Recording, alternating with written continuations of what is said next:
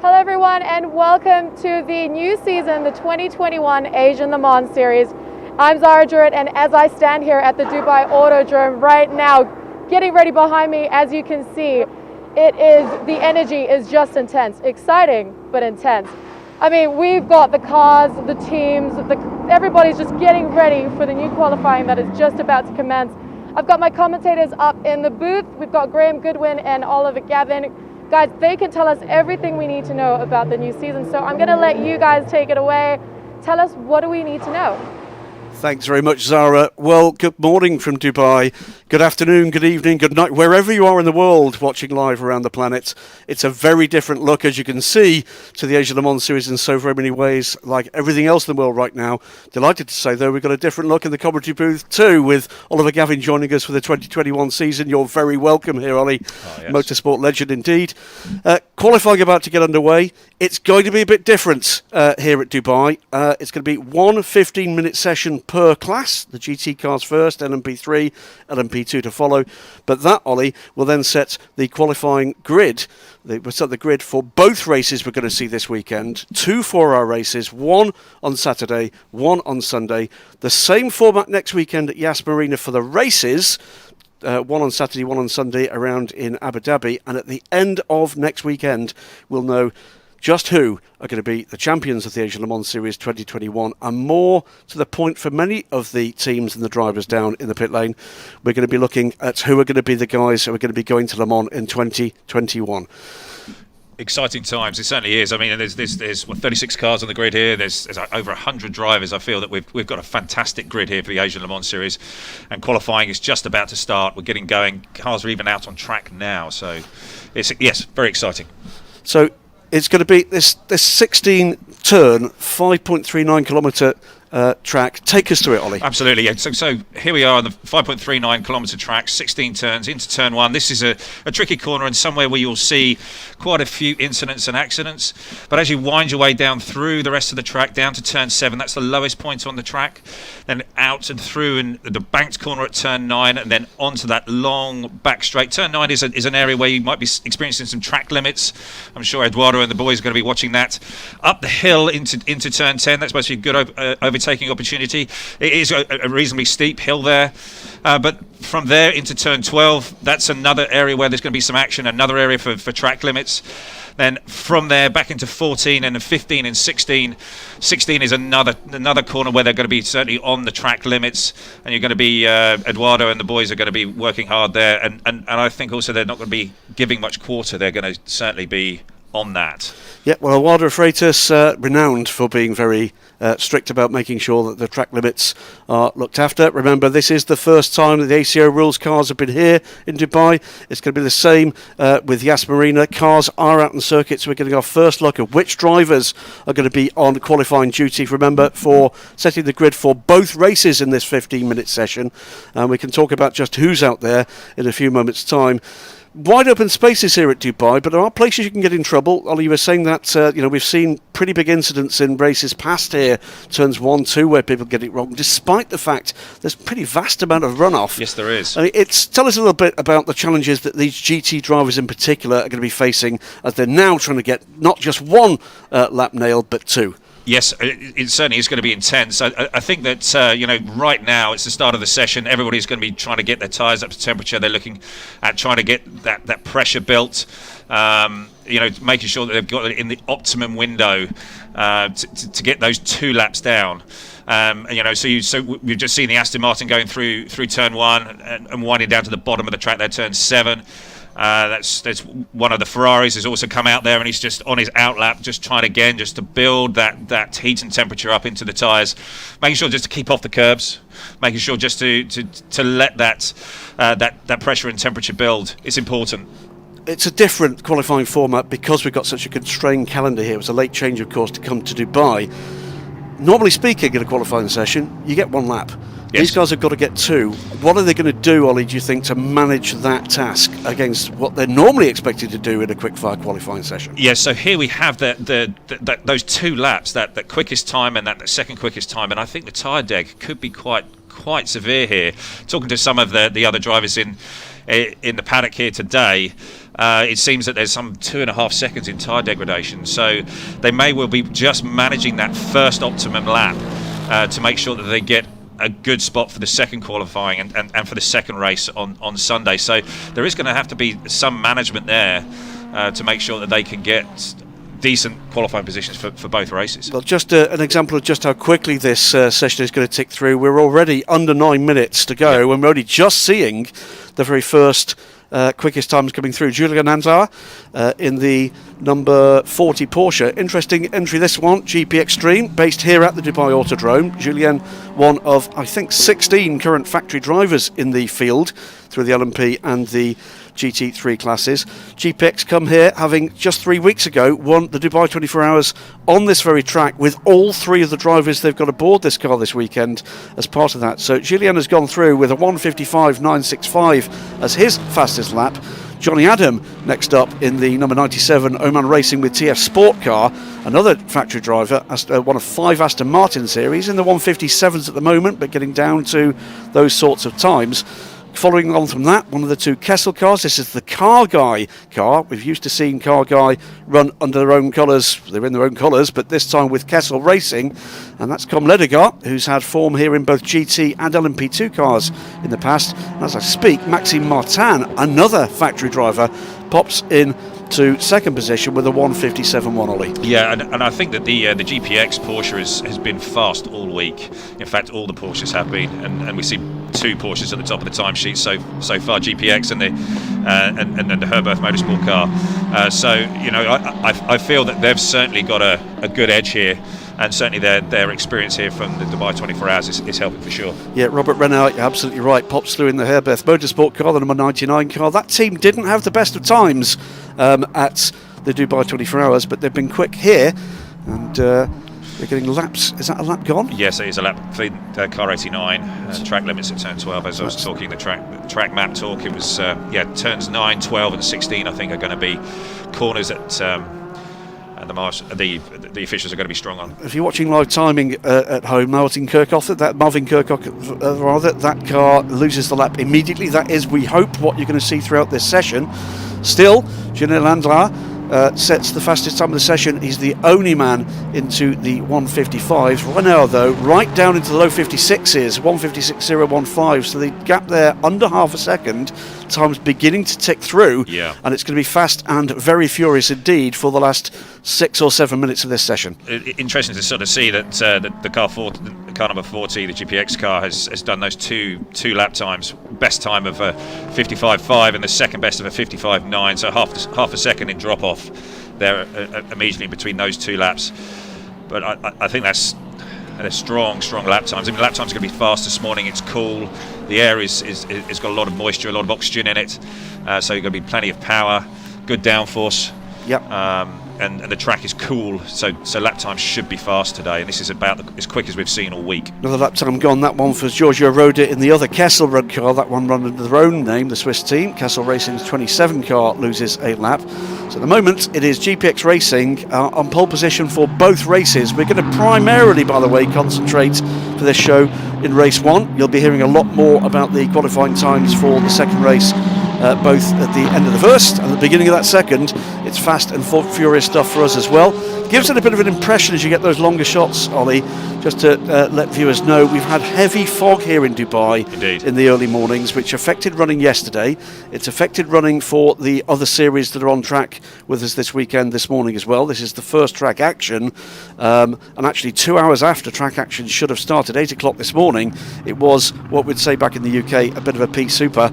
But yeah, and there it is. Still leads the session. Still with Robert Renard, 2 Porsches, 1-2. New name though in third position. It's the defending championship team. It's the Hub Auto Corsa Racing with their new Mercedes AMG GT3 in the hands of Raffaele Marciello. That car with a 1:56.434, tiny smidge ahead of Charlie Eastwood, who pops up into 4th place in the 95 TF Sport car. So positions beginning to change. Yes, and certainly Hub Auto have got high hopes for the Mercedes AMG that they've just taken delivery of. I think they only ran that car for the first time earlier on this week. So, certainly in the hands of Raffaele Marciello, it's a fast piece of equipment. So, yeah, they've got high hopes. And all of a sudden, we see another change. It is now a Porsche 123. You said right from the top of the show, Ollie, the Porsches have been looking very good here. They have indeed. Yeah. So that's another time in the 155s. This time comes from Klaus Bachler in the other Precoat Herberth Motorsport car. This is the blue and bright red liveried car with the Carrera sponsorship on the side. 156.580. That's just 14,000th of a second back from the number 40 car. So it's GPX Racing, GPX Stream. From the two Phoenix Herberth cars, and new into fourth position, the 51 car with 2017 WEC World Drivers' Champion in GTE, Alessandro Pierguidi in the 51 car. Ben Bardicoats just popped it in P4, like a tidy lap, looked strong and hitting his marks, so that was good. And we've got a new pole position car, and remarkably the gaps first to second to third identical, and those gaps 14 thousandths each, so 28 thousandths of a second separated rather, because it's changed again, the top three. But through to pole position for race one goes Robert Renard. It is the Precoat Herberth Motorsport car, the number 99 car, is through and into the pole position, the provisional pole for race one tomorrow. GPX Racing will not respond, I don't think. He's pitted that car with under 3 minutes to go. So Julien Andlauer, I think it's looking good for pole position in race two at the moment. But race one looks to have gone the way of the 99 at the moment. So 99 from 40, 95 Aston Martin, and Johnny Eastwood pops up into third. So many factory drivers. Hobarto fourth, Inception Racing and the McLaren, as Ollie says, Ben Barnicoat in fifth, Alessandro Pierguidi, Patrick Kuhala in the Rinaldi Racing number 66 car, and another change, and that is because Klaus Bachler, who had a lap deleted last time around, pops back up into third. We're back to a Porsche 123, Ollie. Yep, and I'm just watching a lap of Maxime Martin, and he's using plenty of curb, aggressive, using all the road, looking to improve. I think he had a cool down lap to then go again. Yeah, and he's now got himself up to P6. So looking at this, Robert Renard, team principal, one of the Renard twins that run Precoat Herberth Motorsports. We then have a stream of, well, either factory or factory nominated drivers that just goes way deep down into this timing screen. A record entry, by the way, of 19 GT cars in the Asian Le Mans Series this year, and a record entry overall of 36 cars. And just a word, by the way, for our friends at Absolute Racing, who, because of travel restrictions, were a late withdrawal. We'd love to see them back, of course, at some point in the future, but we're going to celebrate the 19 we've got here out on track right now. This is the number 77 car, D-Station Racing. If you're followers of the FI World Endurance Championship, you'll be seeing D-Station with the other car, the GTE car, as full season entry. This is Tomonobu Fuji, team manager as well as one of the drivers, and they're not quite up to speed yet, so it's a bit of a struggle for D-Station. They're down in 18th position. We'd have expected more. It's a 1:57.6, the best lap time from Fuji-san. And a 1:57, by the way, is his second fastest, so that's about where they are right now. Yeah. A couple of seconds off the ultimate pace. Still, it is Renard, 14,000 a second to the good, and in pole position for tomorrow's race. 4 hours, of course. The standard race length for the Asian Le Mans Series. First chance to see one of the BMWs. That's the 34 Walkenhorst car. Yeah, speaking with Nicky Katzberg earlier on in the week, he's not so hopeful of their prospects here this weekend. They don't seem to have the same pace as the Porsche and maybe the Aston Martins and the Mercedes. So he's just rolling through it and seeing what they can get from the weekend. Chandler Hull, by the way, young American driver who's aboard the 34 car at the moment. Another racer from the 24 Hours at Dubai just a few weeks ago here, and a class winner. Won in the ST Racing, the Samantha Tan Racing BMW M4 GT4, and he's got a packed programme of GT4 and GT3 racing this year. And he's actually on board with Nicky, isn't he? Yes, indeed. Yep. So Chandler Hull is being put on qualifying duties to give him more and more opportunity. Nicky Katzberg, not a man that needs much practice anywhere in anything, doesn't he? But it's end of session, so across the line, Robert Renard has done his best. It's a 1:55.562 is the pole position time. GPX Racing indeed did not emerge again from the pits. looks to me like Robert Renard is going to take that pole position, waiting for Klaus Bachler to come across the line to see if he can improve. He's gone through, he's got a pretty quick lap. I don't think it's an ultimately quick lap. TF Sport Charlie Eastwood looks like he's bound for the second row of the grid as the cars filter through. Hub Auto finished their run. Marciello will do no better than 5th. Marvin Kirchhofer. Charlie Eastwood just finishing his lap off there. Absolutely. Davide Rigon is waiting for Klaus Bachler to see whether or not. I don't think there's going to be improvement there for the 93 car. Bachler's been quick all weekend though. Yeah, impressive by Charlie. He's managed to get his 2 lap times within a tenth of one another, which is going to pay dividends certainly for race 2. Indeed. And I think Klaus Bachler has secured pole position for the second race. I think he's actually gone quick enough. Yes. He has gone quicker. Yes. I think Klaus Bachler, the 93 car, another one with remarkable consistency. It's a 155.6 for race 1. It's a 155.8 for race 2. And I don't think anybody else has gone quicker in their second fastest lap. It's impressive. Yeah, I mean, looking just initially from the first time lapse, it was looking like there was going to be about a half a second to 6/10 of a second drop off in between the fastest and the second fastest, but some of the guys have got it down to as little as a tenth, which is very impressive. So there's going to be no further changes. We can call it now, Ollie, for the GT class. Yes. It is going to be a Porsche 123 Precoat Herbeth Racing. Hans Robert Renard will be on pole position for Saturday's race 1 in the Asia Le Mans Series. GPX Racing that led the session early on. Julian Andler, Porsche factory driver, of course, in the Gulf colours in the GPX Dream. Porsche, the 40 car, will be alongside Rowe on row 1. Row 2 will be another Porsche, Klaus Bachler pushing hard but not quite getting onto the front row with the 93 car alongside Charlie Eastwood's time in the 95, the blue car, the TF Sport car. Beyond that, we're then into another make, and it is the Mercedes AMG of Raffaele Marciello that will be third quickest. That will be on the third row in the AMG. Marvin Kirchhofer, a second Aston Martin. They're going well here. And Marvin in the first of the 2 Garage 59 cars, the 89 car. Rinaldi Racing is the fastest of the 7 Ferraris here.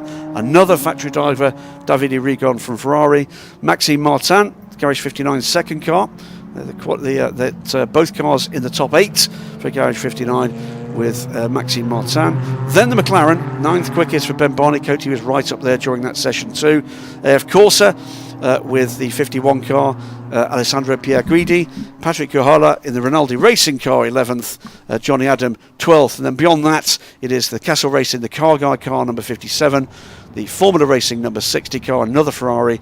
AF Corsa's 54 car, that is WC Trio, Thomas Fleur, Francesco Castellacci, and of course Giancarlo Fisichella. Then the first of the 2 BMWs, languishing rather down there in 16th. Kessel's 27 car, the D Station, Aston Martin looking a little out of sorts in that session. And then at the trailing the field at the moment is the 34 Valkenhurst M6 GT3 as the cars come in. It's going to be a quick turnaround here, just 10 minutes between the sessions, and then we'll see 10 LMP3 cars, including the World Competition debut of the Ginetta LMP3. That car, very pretty car, suffering some problems yesterday. With the delays yesterday morning, we actually had practice extended, 1 free practice session, not 2, into full darkness, and Charlie Robertson, the Ginetta factory driver, yes, another factory driver, struggling a bit with lights that were somewhat suboptimal. Oh, that's not good. Which is not good. No. Not round here. Definitely not. There's not a lot of places you could actually get a bit of a clue as to where you're on track. So Charlie, correctly, I think, was just taking his time with it. Yeah, that can be very tricky when the lights are not set up and you can't see where you're going. And when the lighting on track as well is not at the optimum, that can be very, very difficult. So we'll see a grid of 10 of the LMP3 cars, dominated by the Ligiers. There's 8 of those, 1 Duqueine, but it's a Duqueine with a very significant team, DKR Engineering, who come into this season, 2021 season, having been unbeaten in the Michelin Le Mans Cup. That's the race series that supports the European Le Mans Series. They've won that title 4 times in a row, and they're both their drivers, title winners, Jean Glorieux and Laurence Heur, will be doing that. Klaus Bachler gets congratulations to the team, and we'll wait for confirmation of that, but I'm pretty certain he's actually set pole for the second race as well, Ollie. Yeah, absolutely. It certainly looks like it. Good looking livery on that car, by the way. It's a lovely looking car. I think the Aston got rather close there. They pulled up into Parc Fermé. Thought he was going to run in the back of him. You can see very misty still, but trust me, if we'd had this shot 2 hours ago, you wouldn't even see the flags. No, you wouldn't see the pit lane. Just looking back on the GT qualifying, Ferrari, I would say, are a little bit disappointed by that. You know, to have the first car P7, they looked like last night that it were going to be really strong. They were fastest in that last free practice, and so for them to just be P7, I think that's a bit of a turn up for the books. Certainly, speaking with Andrew Coldy just coming in this morning, he was thinking that it was going to be between Ferrari and Porsche. So let's see what's coming next. LMP3 is ready to go. So remember, three United Autosports cars, 2 cars from Nielsen Racing, another form team in LMP3 in recent years. We talked a little bit about ARC as DKR Engineering and their Ginetta. ARC Bratislava, 6th year here in. Sorry, I've just mixed those up. DKR, of course, in the Duqueine. ARC Bratislava, a 6th consecutive year for them in the championship with the brand new Ginetta. CD Sport making their first run here, Spanish team with their Ligier. RLRM Sport with ELMS title-winning form in their Ligier, and a big talent in young Malte Jakobsen from Denmark. And then another newcomer, and a significant newcomer, both in LMP3 and later we'll see in LMP2, Phoenix Racing, a team you know about. That's a team with some form just about everywhere else they've raced. Looking at LMP3 as a customer racing possibility, look at LMP2 because we've got exciting times ahead in top class racing in prototypes. Indeed, yeah. Phoenix are a top operation. They've come from DTM. I think they were running Mike Rockenfeller last year in DTM, and I've known them for years. Raced against them in GT racing in Spa 24 Hours, and Phoenix have a wealth of experience. And so yes, they have the P2 car here and the LMP3 car, and they've got high hopes. Really do have high hopes. Absolutely. They've been flying high in the LMP2 ranks through testing and in the free practice session last night. Nicky Team was quickest, wasn't he? Yep, topped the times into the night session last night. Just seeing the weather here, 22 degrees, rather cooler than you'd expect this time of year in Dubai. It's been closer to 30 degrees for some of the week. Just a breath, 11 kilometres an hour wind, and the humidity reasonably high, 76 degrees. Yeah, I'm suffering a bit of glasses misting problems this morning. So you might spot that on the broadcast later with me with and without glasses, as I can and can't see. So we've got quick. We've got just a few minutes now before the P3 cars are actually out on track. Good example there, Ollie. You were talking a little earlier. We've got a couple of these turns which really have got some bank to them. Absolutely. Turn 9 is the one. When I was running around the track on Tuesday, actually, next weekend when we get to Abu Dhabi, maybe you should come with me. I will. Yeah. Run the track. On your left. Yeah. Okay. Yeah. But turn 9, plenty of banking, and this is a corner where I think the drivers are somewhat trying to find the line, trying to find the way to drive through the corner, and certainly when I was running through there was a number of teams congregated looking and trying to figure out how to take the corner. Absolutely, because it's not something you see very much on a European circuit at all, for that matter, other than on the ovals on a US circuit either. No, it's so not. It's something they've got to learn through the challenge of this. We did have quite a lot of testing time. We've got to. I think hearing that we're going to go down now to Zara. She's got, I think, one of our qualifiers from GT in pit lane now. Down with you, Zara. Yes, thanks, Graham. Here I am at the GT garage with Robert here. One of the drivers has just stepped out. So he got positioned for pole race 1. Robert, how was it? It was a brilliant qualifying for us, especially for the team in our first race in Asian Le Mans Series. Starting first race on pole with my car, starting second race on pole with the sister car. Brilliant teamwork. Very thankful for all these guys. I'm very proud of them. All right, thanks so much, Robert, for your time. Hey, good luck for the rest of the races. All right, back to you, Graham. Well, as you can hear in the background there with Robert Renault, and he's clearly delighted. You can see that the body language, couldn't you? It's on his toes there. And what a result for them. That's a team established by Robert and Alfred twins, racing twins, their father, now run by the boys and making an impact in race series like ADEC, GT Masters, the 24H series. They've done a bit of GT World Challenge. Delighted to see them joining ACO Rules Racing. But as you could hear in the background, beyond the rather buoyant tone of Robert Renard, pole for the team with the two different cars in both races. In the background, we're hearing the grunty Nissan V8s far up of the LMP3s. This is the debut in the Asian Le Mans Series for the new brand of LMP3. We saw the end of that, the previous era at the end of last season. We've seen these cars in Europe. They're quicker, they're more powerful, they've got enhanced aero, enhanced safety, a altogether different proposition. The drivers love them. They're going to be closer to the LMP2s than we've seen before in Asia, and the clock is running. There's the first of the cars out there. That's the number 2 car from United Autosports from Yorkshire in the UK, one of 3 of these Ligier JSP320s that they run here in the Asian Le Mans Series. The number 2 car here in Asia. That car has gone out and is in the hands of Andy Merrick. Andy Merrick, yeah, as we thought it would be. And another ex-factory driver for both Bentley and Aston Martin. Absolutely. Andy, and also looks after the future of British motorsport as the director of the BRDC Superstars programme. Yeah. Andy's got he's certainly got his hands full with all of that, and he's working away very hard. It's great to see him giving something back and bringing that young talent, advising them, bringing them through the ranks. And I think even there are a couple of them here this weekend. That's a shot we're going to see a lot of this weekend, because that's where we expect to see this mixed class race come into its pomp, really. Cars will fan out if they get close together on the road. Hearing from the LMP3 guys down that main straight, not a lot between them and the GT3 cars. It's going to make it tricky in the braking zones and through the turns. Yes, I think we are going to see some action certainly into turn 10 and turn 12. You know, the P3 cars don't tend to have that much more power than a GT car, and so it all comes to a bit of a race in the brake zone and into the apex. We'll stick with the number 2 car if you let you know who's out there on track at the moment. Number 4 car, the Phoenix Racing car. This is the Ring Police backed, the Iron Force car in the hands of Jan-Erik Sluten. Something of a social media superstar back in Germany. Malte Jakobsen, talked about him a little earlier. I think Malte now 17 years old.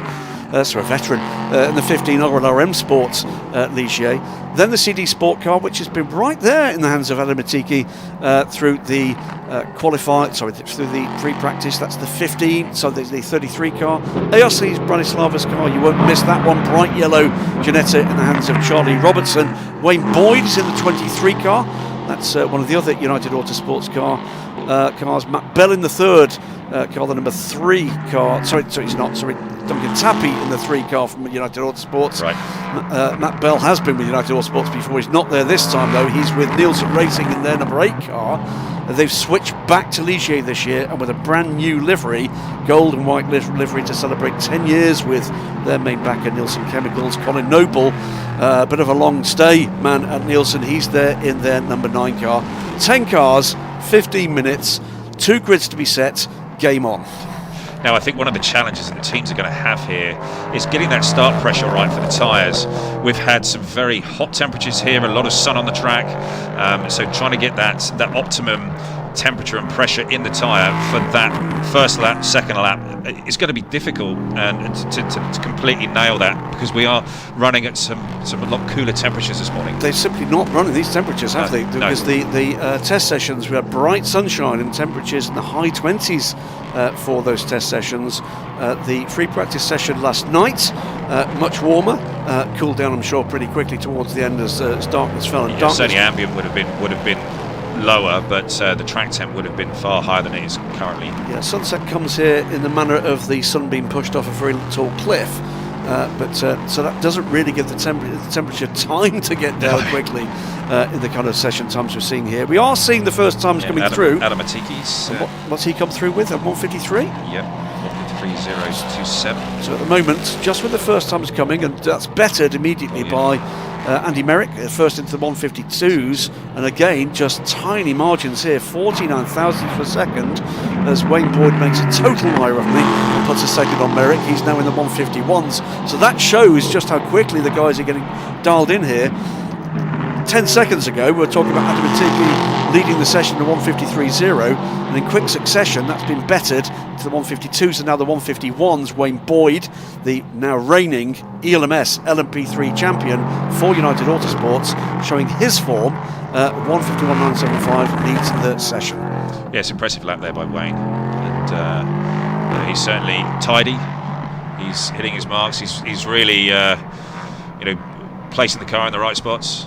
He's looking. This is a tidy second lap from him. Under pressure though from the youngsters, Adam Atiki now takes second slot, 152.1, so he's getting up to speed, and also Malte Jakobsen briefly been in second with a 152.4.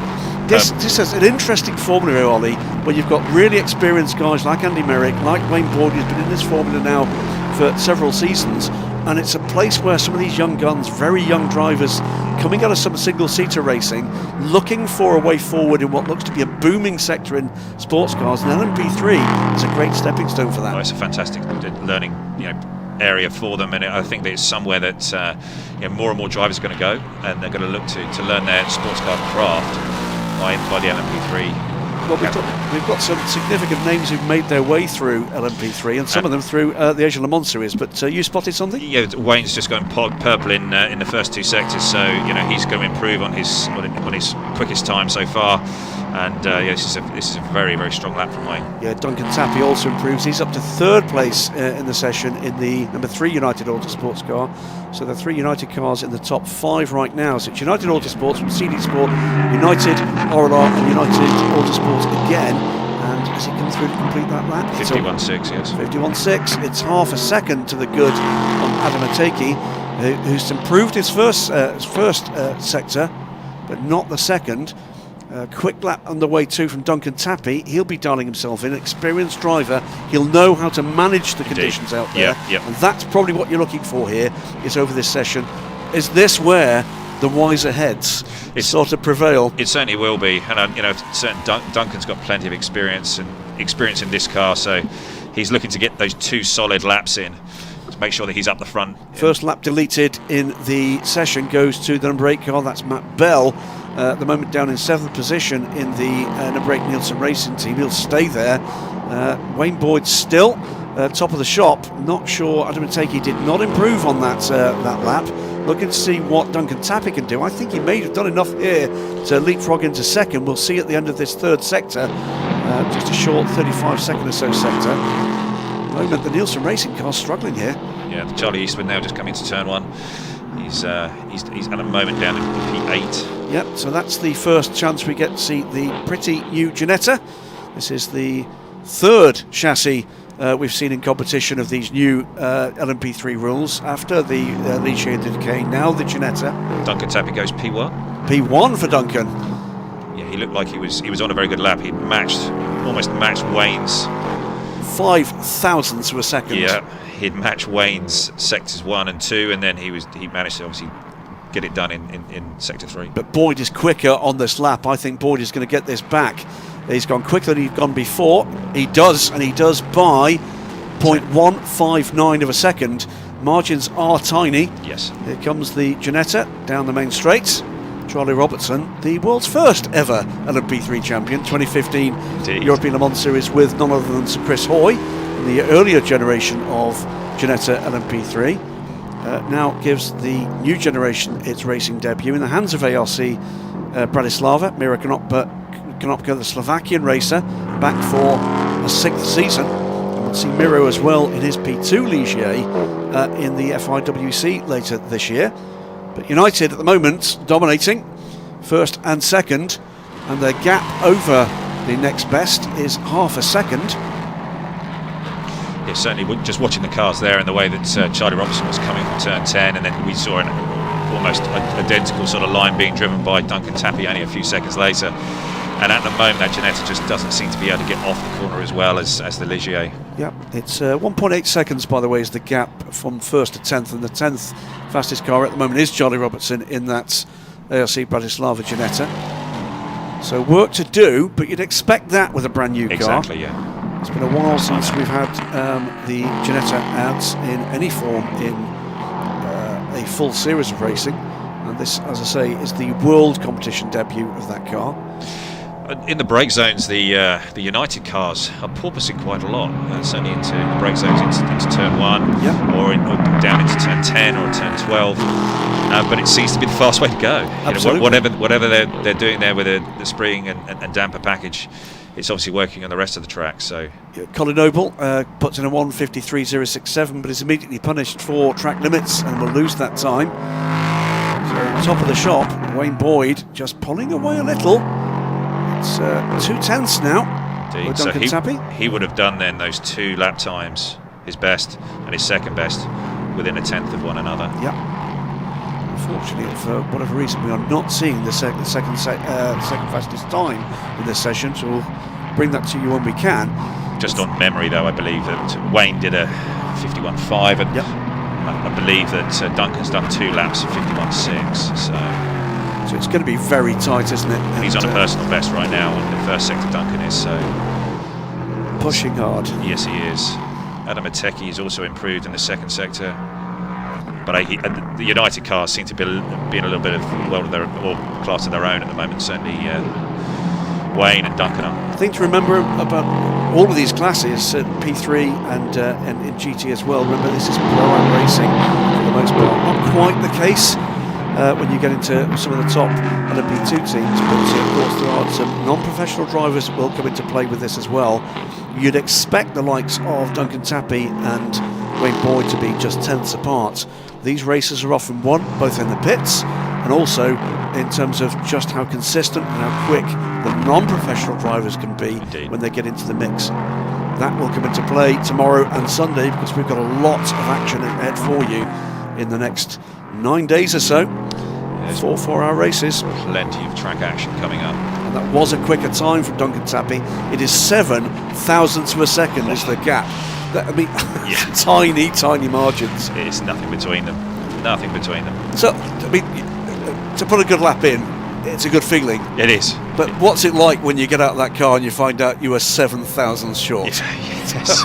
You're just replaying the lap in your mind. Thinking, Where did I lose that 7 thousandths? You could have just picked that extra little bit of lap time up, and even they'll be having their engineer talking to them now, just telling them how much they need to pick up to get P1. And the difficulty right now is to not overdrive. Yeah. Is to not overreach, not overstep the mark, and particularly knowing that these tyres are going to be a number of laps old. And this is part of your allocation for the race as well. Yeah. It's a well-drilled team and huge success from United Autosports back to the top of LMP3 this season in Europe, and astonishing success at LMP2, just winning everything: WC, the Le Mans 24 Hours, the European Le Mans Series, and second in the European Le Mans Series. I'm sure Richard is on the pit wall right now, Richard Dean, and telling his boys, okay, that's enough. Yeah, we've got 1-2. And they've got a gap as well. It's 6 tenths of a second as they've been improving. There's not been an improvement from the chasing CD Sport car, who seem content with what they've got out of this session. Exactly, yeah. But it's a long race. This is the Phoenix Racing car, by the way. The car sits 9th in the session. It's Leo Weiss, part of the family. That's anybody familiar with motorsport around the world, the Wochenspiegel Team Monschau effort. So something of a kind of combined effort between personalities from German motorsport in 2 separate operations, the Iron Force Ring Police effort, which the livery very much reflects here, and George Weiss from the Wochenspiegel Team Manschau team that familiar with if you watch racing regularly around the Nürburgring. Bit of a wiggle there, rather overdrove that through the turn. We are now into the dying seconds of this session, into the last 40 seconds, looking for where we're going to see some improvement. Colin Noble still pushing. He won't be pleased at all with 7th position at the moment. We'll feel he can do better. He's some 1.4 seconds off this provisional pole position, but putting in times that will, I think he hopes, just give a little bit of improvement. Only needs to find 2 or 3 tenths to make a substantial leap up this board. So all of the United cars are now pitted. They obviously had a strategy here that they were going to do 7 laps, and that was it. Yeah, car 8 in the hands of Matt Bell, who sits in 8th position, by the way, behind Colin Noble. He loses another lap. I think that's the second that Matt's been pinged for in this session. Yeah, Matt is an experienced hand in LMP3, and it just doesn't look like that is what he the car's not really underneath him right now. So Colin Noble does improve, moves up to 6th position ahead of Andy Merrick, drops back down to 7th. So with the flag out, United Autosports at the moment first and second. CD Sports, Adam Mateki, is not going to improve. He will finish this session in no better than 3rd position. RLRM Sports, Malte Jakobsen 4th, waiting for the DKR engineering car. We've still got a minute or so before we see that car cross the line. That is the only car still out there and lapping. And reasonable time at the moment underway from Lance Hurt. I'm not sure that's going to set the world on fire or improve his prospects for the grid. Nielsen Racing then with the number 8 car, number 9 car rather, of Colin Noble in 6th position. 7th at the moment is Andy Merrick. Matt Bell 8th after a couple of lost opportunities to track limits, and the Phoenix Racing car 9th before we see the Ginetta down in 10th position. 1.9 seconds the spread here across those 10 cars. That's quite a lot, but then we're looking at some new machinery, drivers and teams that have not seen this track before. Looking at those amount of laps completed, Charlie's only done 5 in the Ginetta. Yep. And so he obviously got to the point where he knew what was achievable. Absolutely. Don't pile the laps on the tyres. Just come in, park it, know that that's the limit. I can tell you we're not going to see an improvement from the DKR engineering car. Due over the line any moment now, may well opt to pit because they've actually lost that lap to track limits. So that will be it. It will be 23 from 3 on the front row of race 1. I'm sure Kendi, the boss there at DKR, will be on the radio telling Laurence that he needs to pit this lap. Yes, absolutely.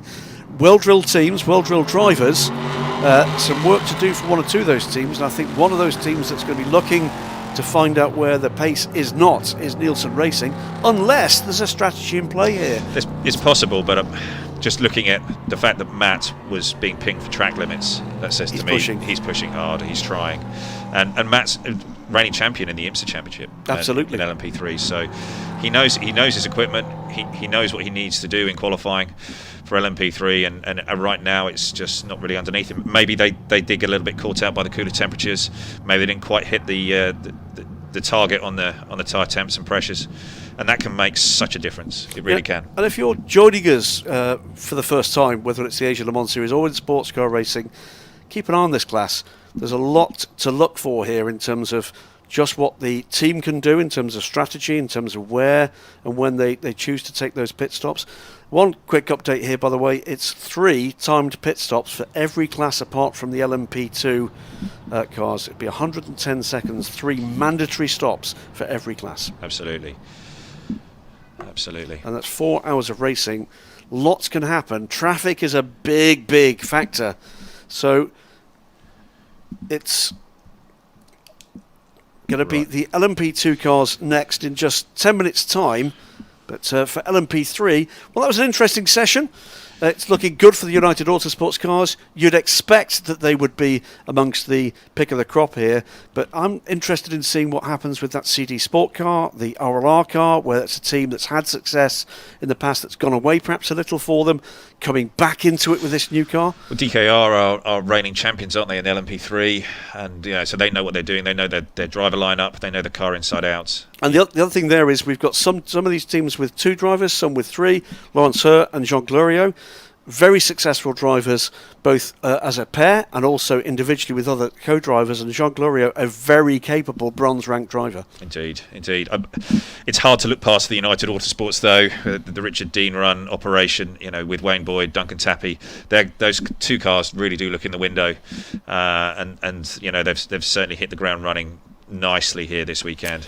So it's going to be interesting 150 mile an hour game of chess with those cars, but the most interesting thing, I guess, not just in terms of what the drivers can bring to it, what the teams can bring to it, is what then happens when we get into the absolutely unique part of sports car racing, which is traffic. And that, as we were saying a little earlier in the broadcast, Ollie, we were saying about the relative straight line speed of these cars, not a lot of difference between the P3 cars and the GT cars. And in addition to that, we've got the rather unknown factor in racing conditions, certainly outside of the USA, that we've got P2 cars in a slightly different spec. We'll explain that a bit as we get out there. That, by the way, if you're with us for qualifying, you're very welcome. That's what you've got to look forward to for the rest of the this weekend and next. It's the first race 1 of the 4 Hours of Dubai tomorrow. It's race 2 the day after on Sunday, and then a similar pattern next weekend in Abu Dhabi at Yas Marina Circuit. Look at the Asian Le Mans Series social media platforms for your local broadcast times. A vast array of broadcast and streaming services are carrying this live as a default. YouTube for the Asian Le Mans Series channel, the Facebook page and the series website carrying it. There's loads more that will be doing that beyond, and we'll see. We can't wait really to get racing. It's been a long time waiting for this series to be back. I know there's an awful lot of support for it, and I think we're going to be getting some new friends. Yeah, so when you're talking about the traffic and dealing with it and the strategy that the teams have in LMP3, when you're getting your bronze and silver drivers into the car, it's trying to understand when you're going to do that in the race, but also how they're then going to deal with traffic and the P2 cars, the faster P2 cars passing them, and that tyre, sorry, not the tyre tech. I'm talking about the lap time loss that bronze or silver driver might be having in that traffic. That's going to be the thing that really does drive the result of this race. Now, you've driven vast amount of your career as a full pro squad, but you've also had experience in GT3 cars with Pro-Am lineups. Am I right that one of the factors that could come into play here is just the rhythm and the confidence of the non-professional driver in traffic, or if they've had a moment? Indeed, yeah. So what you're trying to give that non-professional driver is plenty of confidence while they're out there on track and they're being passed by P2 cars, they're being passed by other class cars.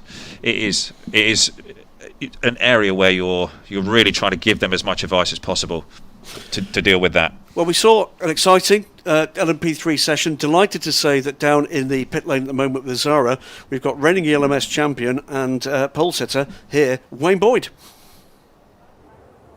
Thanks, Graham. Yeah, here I am at the pit lane. We've got Boyd here with us. You've got the you've got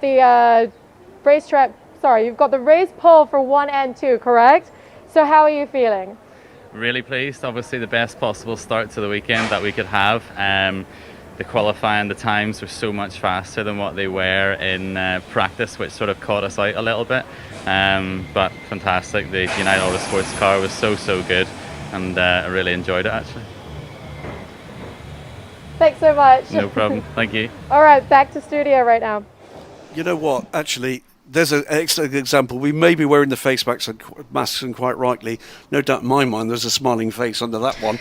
He's a very happy man with his performance. Absolutely. In that United Autosports car, and they should be delighted. Race 1 and 2 pole. I think that he actually highlighted it there, Wayne, that they were surprised with how quickly they'd gone, how quickly the lap times were, and it seems like United really nailed it, with their preparations for qualifying and making sure that they got that all important tyre pressures, making sure they've got the right amount of fuel in the car, briefed their drivers and when they wanted the lap times to be done.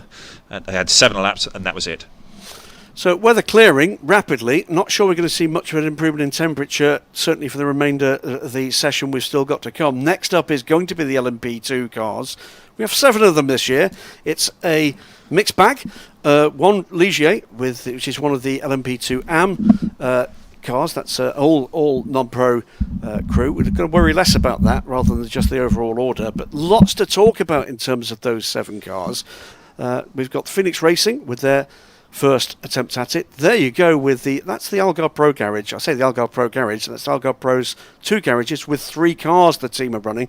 Sam and Stu Cox, 2 under the G-Drive Racing banner. Now that's a new partnership for this year for Algarve Pro. And the car in the middle, the number 64 car, that's an exciting effort. That's the first ever LMP squad flagged for India with 3 Indian drivers. Narain Karthikeyan, man with Formula 1 experience. Arjun Mani, who if you've watched sports car racing over the last couple of seasons, you'll recognise that he is one of the world's fastest Indians.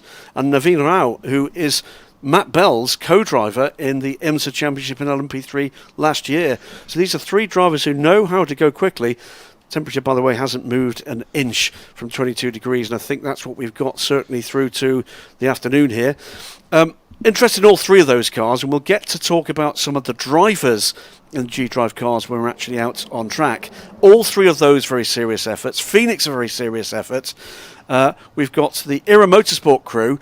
Interesting part there is they've just committed not only to the Asian Le Mans Series, but also the IMSA WeatherTech Sports Car Series, and yesterday the European Le Mans Series as well, with some great co-drivers. But Carl Tilley and Dwight Merriman, Anglo-American duo, and there is the car, the second car in the running there. It's the blue car being run here by Jota's effort. The 28 car we'll come to in a moment. They come here on the back of having just won the Rolex 24 Hours at Daytona in LMP2. So all sorts of successes, even this early. I'm trying to keep up. So the 28 car, that's the other missing car we hadn't actually described, and that is going out in the hands of Sean Gelael, who's coming out of Formula 2. His co-driver here, none other than Stoffel van Dorn, a man with experience at the very top of the sport. That's not bad to have your teammate, Stoffel van Dorn. So Stoffel van Dorn will share the car with Sean here. He'll be replaced for the two Yas Marina races by the very capable Tom Blomqvist, ex-BMW factory driver, son of Stig Blomqvist, of course. And that's going to be a very interesting duo. And then those three will combine for a full season in the FI World Endurance Championship. The Era Motorsport car, by the way, comes up behind. That is Carl Tilley. He's American licensed but very British driver. And the Era Motorsport effort, by the way, if you've not kept up with news in sports car racing, principally have been involved to this point with historic racing, moving into LMP2, and a huge commitment from Dwight Merriman, the gentleman driver with Carl Tilley, racing here, as I say, with Jota Sport. Then they move to ELMS and IMSA competition. Ryan Diel coming across to Europe for the full season effort with the... I'm interested to see why Kyle is quite so close to the 28 car. It's I'm not sure if he's looking to get a tow, but I wouldn't say that that's something that's really going to gain you that much lap time here. It's an interesting strategy. Isn't it just? Both the Jota Sport run cars. Jota, by the way, another of the big teams in sports car racing, based in Kent in the UK, and another well-drilled team with success in championships around the world. You'll recognise them if you're regular watchers of the Asian Le Mans Series down through the years. Has been the team that's previously handled the Jackie Chan DC Racing LMP2 efforts, which included, by the way, historic second and third overall at Le Mans just a few years ago. They're very much pushing their own brand now. The Jota brand is something you're going to be becoming familiar with in the WEC, here in the Asian Le Mans Series and elsewhere, as all these teams start to position themselves for a new era that's coming in the next couple of years. They're looking to attract the attention of the big factory names as the barometer of world motorsport starts to turn back towards sports car racing after a little while away. And there's lots of people here. As Carl Tilley actually has a bit of a lock up there. Yeah, I think that it may be that he's looking to be shown the way by Sean and just sort of gauge his out lap and his first time lap. But he's he had a little bit of a lock up coming into turn 10 there, and it may be best just to give himself just some space. So in terms of who else we've got out there amongst these 7 cars, not yet seen the second of the G-Drive cars out, but Narain Karthikeyan is out in the 64 car. This is the 25 car. This is Franco Colapinto, Argentinian racer. We're going to talk, I think, a lot about him, not just this session, not just this weekend, but for a long time, because this is a young man, 16 years old, and he is phenomenal talent. He is. I mean, we were speaking with Jamie Campbell also just earlier in the week, and he has high hopes for Franco, and he certainly has. Seems like he has great pace. He's been one of the fastest in this car through the week, and he's been given the responsibility of qualifying today. So see what he can do. Absolutely astonishing, really. A young man with very limited experience. This is his first competitive run, remember, in an LMP car of any description, and certainly an LMP2 car. Not an easy thing to get to grips with. But he certainly is. He's driving well, solid line. He's really picking his points, using all the little bits. It's an unusual approach to turn 10, but there's obviously a reason for that. Maybe seen something there with maybe extra grip, less bumps, able to brake a little bit later. Through, by the way, to set fastest time of the session so far, Sean Gelael, that's not a surprise, was first out on track, and Sean has been rapid through this weekend. Another lock-up at the same place there by Carl Till. He's looking for his breaking point by the look of it. Yeah, he maybe be. Yeah, and the way that he's just coming off of turn 10 there, just putting a couple of black lines down. He just needs to take a breath, just to calm himself in the car. The other two drivers, by the way, we've not yet commented on the route there. The Euro International car, that is the Sol Ligier here. John Corbett, the Australian driver, raced in the Asian Le Mans Series last year with Inter Europol, who've moved on to the FI World Endurance Championship now in LMP2. John out there in the number 11 Euro International car, racing, by the way, for the first time under a Italian flag. That team 20 or more years under an American flag. The other driver, a very significant one indeed, and is aboard the number 5 Phoenix Racing Oreca, Nicki Thiim, the reigning FIA World Endurance Championship World GT Drivers Champion. Remember, World GT Drivers Champion.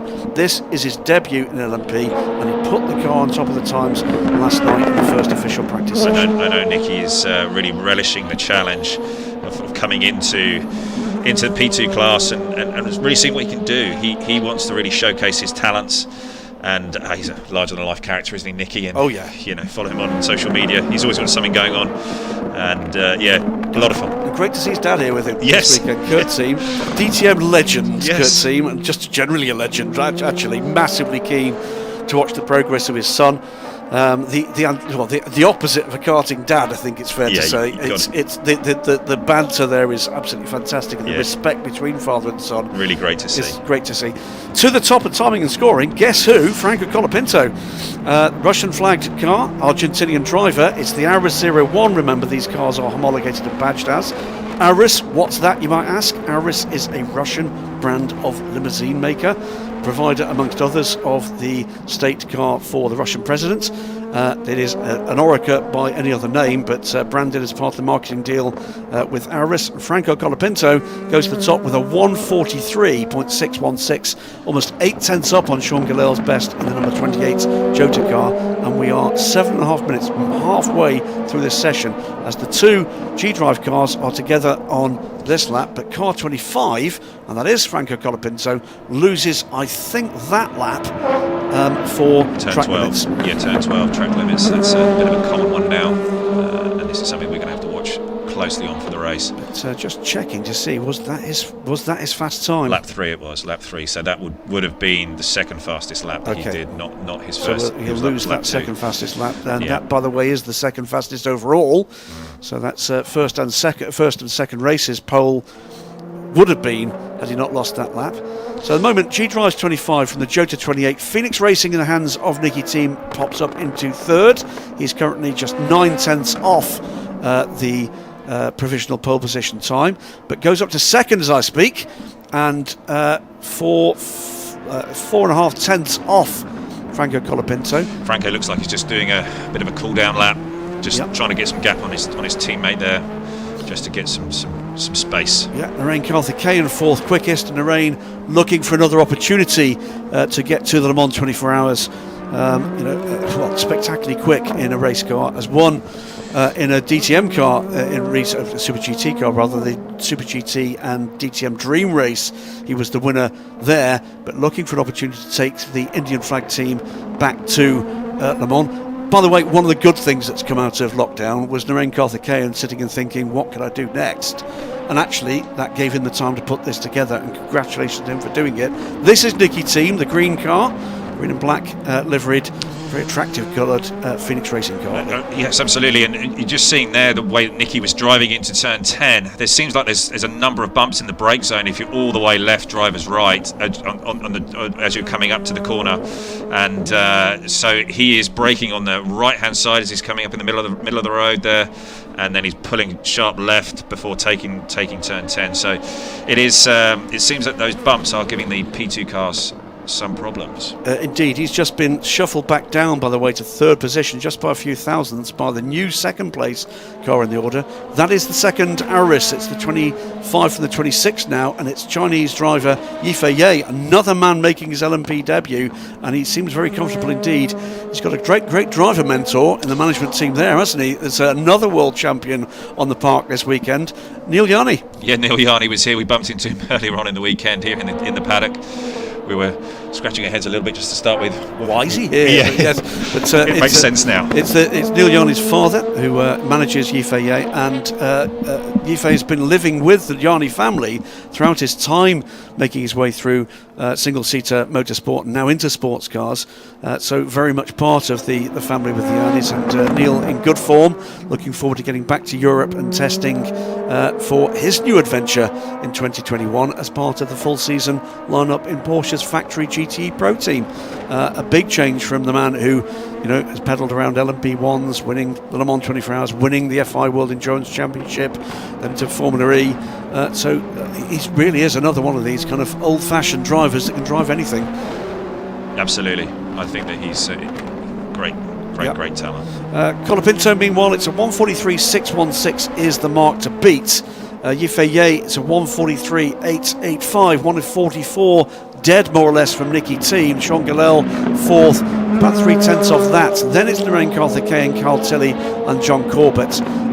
You'd expect it to be a bigger gap here with the gentleman drivers in the two kind of rated cars here. They will score, by the way, in the overall order. Those 7 cars, by the way, bidding for a single automatic entry for the Le Mans 24 Hours. The thing we missed, by the way, letting you guys know, listening and watching in, is it's 1 automatic entry for the championship winning team in LMP2. It's 1 for LMP3. It is 4 in GT because of the number of cars we've got. The depth of that field, a profound effect, and lots up for grabs here. Absolutely. This is really quite interesting, the way that some of the P2 cars are driving down this back straight up into turn 10. They are all the way drivers right. He's way off though, isn't he? Way off the pace, isn't he? Yeah, this is Colapinto, but even Yifei Ye, as he was coming up to the corner, he was doing that same thing. Now, maybe not quite as exaggerated as Colapinto, but it seems that the bumps into turn 10 are an issue for the P2 cars. So Franco Colapinto appears to have had the note from Headmaster that says bring it in. I think that's him done for this session, and he's doing what he can to keep it well out the way. Yeah, but he's driving around offline, and he's mostly getting an awful lot of rubbish on his tyres, which the boys are going to have to work hard. All the truck drivers and the tyre guys will be working hard to clean off all of that pickup, that rubbish. He'll be getting a bit of advice. Yes. I think we'll call it advice. Yes. But it's a straightforward garage at G5 and Algar Pro Racing. I'll go down and have a chat with Jamie and see if he can pass on a bit of advice. But they've got a great guy on the cans, David Leach, one of the most able technical directors in this case for G-Drive Racing, but race engineers in LMP2, something of a genius on that front. In comes the young Argentinian, and are we looking at a new driver to LMP2 taking pole position on his first go effectively in an LMP2 car? That would be something. Colapinto comes in, we've got 2 minutes now on the clock, so it's Colapinto in the 25 car on pit road from the 26 G-Drive car of Yifei Ye. And it looks like his second quickest time is good enough for pole for the second race, so unless Yifei Ye can make some improvements here on this lap. That's pretty staggering. Yeah. And you look at the talent we've got in this field, that is pretty staggering stuff. 16-year-old. Yeah. As I've often said, he has no position being here in the P2 car. He should be hanging around on street corners causing a nuisance. That's his job right now, but he's not doing that. He's focused. Something you would say the likes of Franco, the likes of Malte Jakobsen, broadly the same age, I've never ceased to be amazed and lost in admiration for the focus that these young men and women have got to a task in hand. When the world is a very confusing place, but to be able to focus on the pure performance is a thing to behold. Very much so. I mean, it's great to see Franco out there and putting in those lap times and those performances, and he has got an exceptionally bright future. I know that it's great opportunity. So under a minute to go, and it looks to me that we're about done with this. I don't think we're going to be seeing anybody going out there and trying to go again with this. So let's call it as we see it. Unless John Corbett in the Euro International car is going to go much, much quicker. That at the moment doesn't look likely. We're going to have a G-Drive front row in race 1. I'm just checking, and it will be in both. It will be the 25 and the 26 cars alongside each other, and all Auris, all G-Drive Racing front row. And by the way, in this session, an all LMP2 debutant front row. You look then to the second row, Nicky Team's debut in LMP2 racing with Phoenix Racing in the number 5. So that is both a debut driver in P2 and a debut team. And we have to go down to 4th before we get to Jota Sport and Sean Gannell, who does have prior LMP2 experience. There's a new era here. Absolutely. This is coming. Yep. No, it's great to see this young talent coming to the fore. You know, great laps from Franco and Yifei. Nicky Team there in the Phoenix car. You know, that's his first stab at qualifying here in a P2 car. And he's done a solid job, absolutely solid job.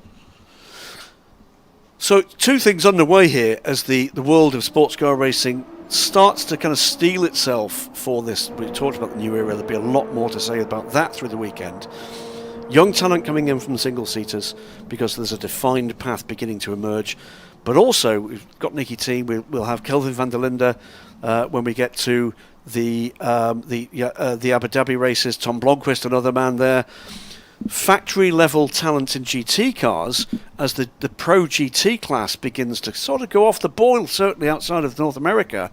That they're also now looking to where the opportunities are going to be for a top professional drive and are looking towards LMP3 and LMP2 for that too. Yeah, I think that a driver's strategy is to look towards those P car opportunities, whether it's a P2 car or a P3 car. They're seeing all of the noise in the media about LMDH and what's coming there and the hypercar, certainly for the future in the Le Mans Series and ACO racing, and so whether that's the Asian Le Mans Series, whether that is in the European Le Mans Series or in the WEC, I think a lot of drivers are trying to position themselves in a spot so that they can, you know, be on that in that limelight or in that spotlight for when those manufacturers do come looking for talented drivers who have that P-car experience. And we saw that at Daytona 24 Hours with a number of Audi drivers and Porsche drivers who are looking to come in to P-car driving. Let's talk a little bit about that. You've had amazing success. I'll tell you what, before we do that, we're going to go down to the pit lane where I believe Zara's got Franco Colapinto with her. So good work from you, Zara. Are you down there with Franco? Yeah, Graham, I'm down here with our driver, Franco, who's just won pole position 1 and 2 for the LMP2 class. Franco, how are you feeling? Yeah, amazing. I mean, in my first race in LMP2, to be on pole position for the 2 races, it's just unbelievable. I just have to thank the team for all their support, my teammates, that they did an amazing job. I think we have a great pace for the race as well. And we showed it in the qualifying. We were really, really quick. So yeah, thanks to them, thanks for the opportunity once again to the team, to G-Drive and Algarve Pro. And yeah, let's hope to continue like this. Tomorrow starting from pole. Just thank to everyone who supported me from my country, from Argentina, to all my family, to Bullet, to John Falvo and Rui Andrade, my teammates, that tomorrow we are going for the win as well.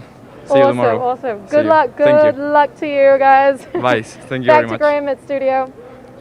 Franks, Zara, young, fast, confident, good-looking. I hate him already. I joke, of course. Spectacular stuff. The point I was going to ask here, you spent the time in Daytona in amongst the international group of drivers there, of all the kind of.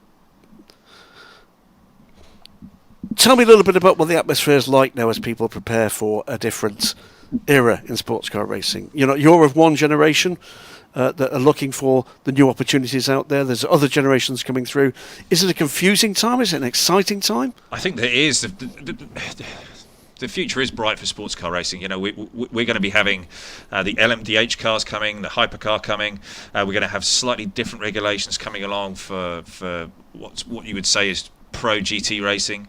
Certainly in the US, that's coming with GTD Pro that IMSA have already committed to. So GT3 machinery globally, I think, is going to be the accepted sort of technology. So yeah, I think that there is fantastic opportunities out there for all young drivers, and Franco Colapinto is a prime example of somebody who's coming in and he's embracing sports car racing. He has decided not to go the single-seater route. He's decided that he's going to embed himself with a great team, great opportunity, Asia Le Mans Series.